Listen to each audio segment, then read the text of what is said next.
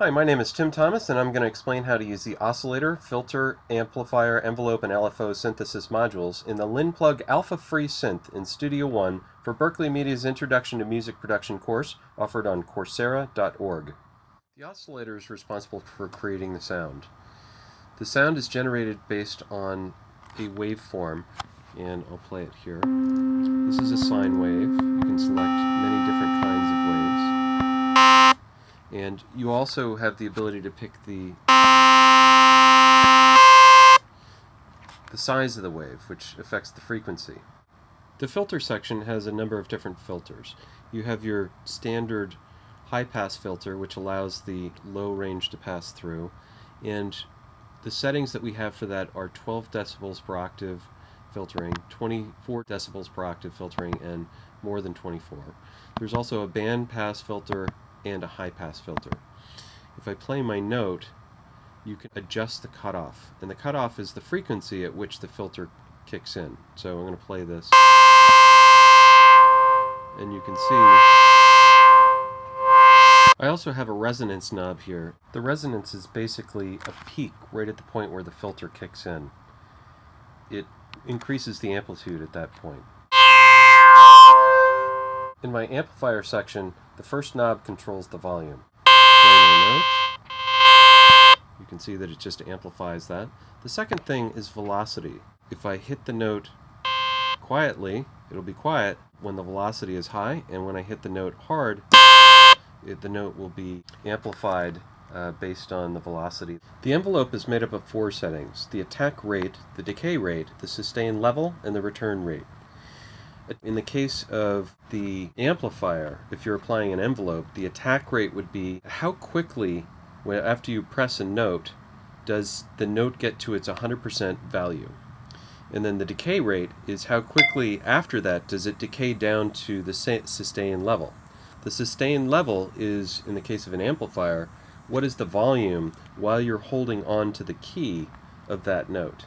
And then the return rate is when you let your finger off the note, how quickly does it return back down to 0. I'll demonstrate the envelope on the amplifier here.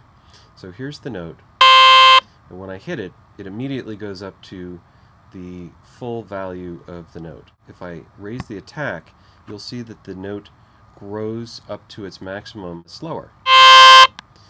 And if I set the decay up, the amount of time it takes to get from the maximum down to the sustained will be delayed. The sustain is the difference between the initial maximum and the note amount, and so if I have sustain set there, you'll see that it jumps up and then goes down. But if I have sustain on full, that means that when I keep my finger on the key, it will actually play at 100% of the note value. And then the release, obviously if I turn this up, when I let go of the key, it will increase the amount of time it takes to drop off as opposed to dropping off immediately.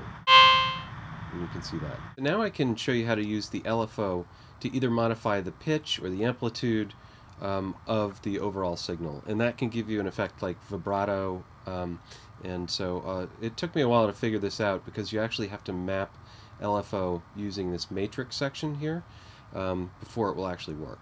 But the LFO gives you the ability to use a sine wave or any other of these waves here as the model for phasing in and out or up and down. And then you can actually have it synchronize with a predetermined time signature, or if you leave that off, you can adjust the timing yourself using the frequency knob. So I'll just give you a quick sample. I've mapped the LFO into the amplitude, and if I change the frequency, you see it changes the effect, or the timing of the effect. And now I'm going to change it to affect the pitch. And so there are other things that you can have it affect as well, but you get the idea. Thank you for taking the time to view this, and I would appreciate any feedback that you might have.